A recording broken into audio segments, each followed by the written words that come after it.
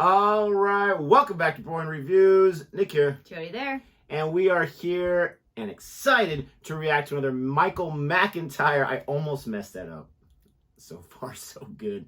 Jodi, which one are we checking out today? Compilation of Michael's best jokes about the Scots. And hey, we've been to Scotland. Take that, world. We are not as ignorant as we were before geographically. And Scotland's a beautiful place. Beautiful people, very nice. But as far as like the stereotypes, even though we reacted to Al Murray talk about the Scots, I don't really know the stereotypes too well. So we're going to sit back. We're going to enjoy this. He's always entertaining. He's always going to make us laugh. You ready for this? I'm ready. She's ready. If you like this reaction anyway, please don't forget to like, subscribe, and hit that notification bell so you can be aware of our next uploaded videos. Please do so. All right. Go. So just by way of applause, who is actually Scottish? What? Lineage. Ancestry. I don't think, seriously, there is anyone more patriotic in the world than the Scots. You are tremendously patriotic. Would you agree with that? Nobody loves Scotland like you, really. It's unbelievable. I love the way that you take things that aren't Scottish and make them Scottish. Like the egg, for example. Now, we all know what eggs are. Some of you may have had eggs today. I had eggs this morning. You've taken the egg, you've put a bit of breadcrumbs on it. That's a Scotch egg. That's our egg, eh? Yeah. You don't need your English boiled eggs. You've got egg and bread and a handy testicle-shaped snack, eh? What's that you got there? Tape? Put some tartan packaging on that tape. That's Scotch tape. I was not getting That's that our one. tape. That's the best tape. None of your cello bullshit tape, eh? Every morning I wake up. A Braveheart alarm clock. Freedom! That's me up there. His face. A couple of Scotch eggs, juggle them for a bit. Play some hopscotch, why not? Dip them in butterscotch, read the Scotsman. Have a glass of scotch, get on the Flying Scotsman, head down to London, tell them all to piss off. Yeah. Have a couple of Scotch eggs. Bit more butterscotch, maybe chat up a Scottish widow on the train. Break into the Royal Bank of Scotland, steal some Scottish money. And after a thorough investigation from Scotland Yard, get off scot-free. Can you imagine a better day? Nice. They've got their own money in Scotland. It's still the pound, but they've got their own money. We don't need your English bastard pounds. We're our own country, we'll have our own bloody money. In Wales, they don't give a shit. They take what they're given, they're not really that bothered. You don't go to Wales. Have you got a Tom Jones 20? They're not interested. Poor Welsh. You go to Scotland, we'll have our own, eh? Would you like your own currency? Yeah, it's complicated mathematically. Let's just have yours with our photos. I think that's the best way. I've always wondered if there's business news in Scotland. Do they go, no, the business news, it's £1 to the pound. That's a pretty good rate, that, eh? You ever tried to use Scottish money in England? There's nothing more tense in life. When you're standing in the queue in the supermarket and you look into your wallet, £10 Royal Bank of... Oh, shit. That's normal. Hello. Hello.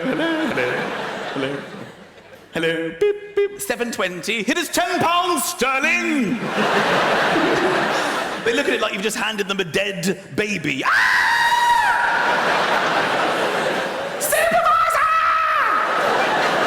Luckily, a Scottish person always appears at this moment. I don't know where they come from. It's like they're hiding behind the fruit, just waiting. Excuse me, I think there's a problem with the money. Excuse me, pal, I'm not buying anything, I just got to sort this out. There's a problem here. And then they use this sentence that you only ever hear at this one moment in time. It's like it's been created, invented, only for when you're using Scottish money in England. I think you'll find, pal, that's legal tender. Where does this come from? I was told before it came out. I just have to say, we were told when we were in Scotland and we had pounds, and we were like, you know, it's cool, and they were saying you can use any English money in Scotland, but do not use Scottish money in England. And I'm trying to think we specifically told that. Because we had to get change at some point. Yeah. Did we inadvertently bring Scottish money to England No. because we started in Scotland? How did we not have that even happen once? Right? No, because I think it was, I don't know if it was in Scotland I was told that, or if I was taking out money and I was told that, but at one point we were told that. But no, I think obviously I was not paying attention. Either we weren't paying brought attention, right? the English pound with us before, as we got that, you know, what's that called? Exchanged or whatever. Yeah, we got pounds and then euros. But I was just sitting there thinking, and I guess we didn't, but I don't know. That's hilarious. That would have been fun to try to get that experience and then be kind of awkward as foreigners already and be like, what did we do wrong? But you know what? We could have, and nobody said anything. Yeah, no one said anything. We totally could have and not paid attention.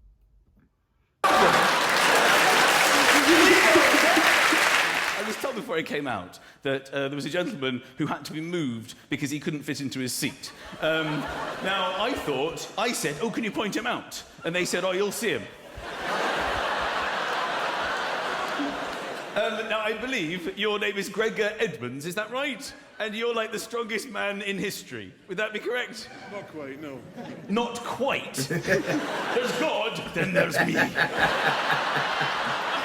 Ladies and gentlemen, it's Gregor Edmonds! He is rather long. Be honest with me, how many shredded wheat do you eat a day? No, I'm disappointed you're not in your big Highland Games gear, because I would expect you to be permanently in it. I love the kilt. Is anybody actually in a kilt tonight?